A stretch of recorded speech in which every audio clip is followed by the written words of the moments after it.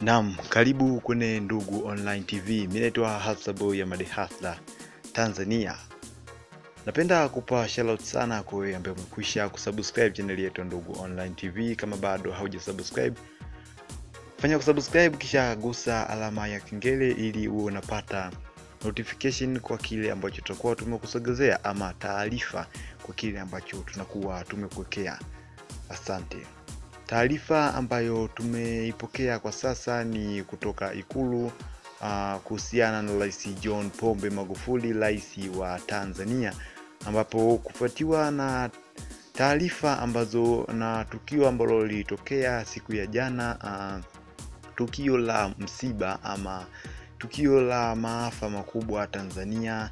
Hii ni kufuatiwa na gari la aina lori ambalo lilidondoka ama lilipinduka maeneo ya Msamvu katika mkoa wa Morogoro, ambalo lilikuwa likitoka jijini Dar es Salaam. Lilipofika maeneo yale lilidondoka ama lilipinduka, hivyo likasababisha ajali kubwa.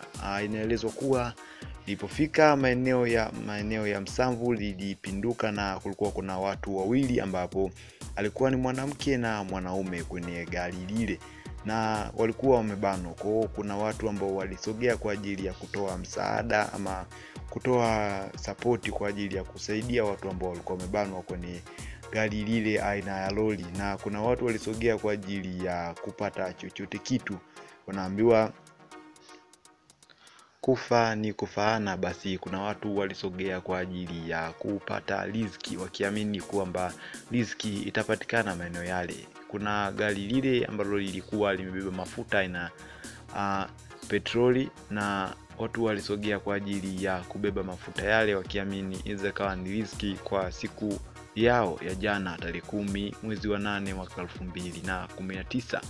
Na kuna mtu inasadikika alichukua betri la gari lile, na hivyo akapelekea mlipuko mkubwa sana, na kutokana na mafuta yale yalikuwa yamezagaa maeneo yale, hivyo ikapelekea mlipuko mkubwa na kusababisha maafa makubwa sana na ya kusikitisha kwa Tanzania na taifa kwa ujumla, na imekuwa ni moja ya sehemu ya majonzi makubwa sana kwa watu wa Tanzania. Imekuwa imeleta tafrani kubwa sana, na hivyo Rais John Pombe Magufuli baada ya kupata taarifa hizi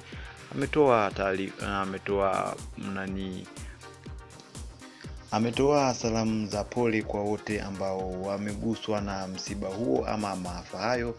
Na hivyo leo siku ya tarehe 11 mwezi wa 8 mwaka 2019 ametangaza kwamba itakuwa na siku 3 za maombolezo kufuatiwa na maafa hayo ambayo Tanzania yametukuta. Hivyo kutakuwa na siku 3 za maombolezo ya msiba huo. Hivyo bendera zote zitakuwa zikisimama nusu mlingoti kwa hizi siku 3 za maombolezo. Pole ziende kwa wote ambao wameguswa na msiba huu ama maafa haya yaliyowapata watu huko mkoani Morogoro. Asante sana kwa wewe ambaye umekwisha kusubscribe channel yetu Ndugu Online TV. Kama bado hujasubscribe, fanya kusubscribe ili uwe mwanachama halisi wa Ndugu Online TV na uwe unapata taarifa ambazo zitakuwa ni mpya kwa wakati. Asante.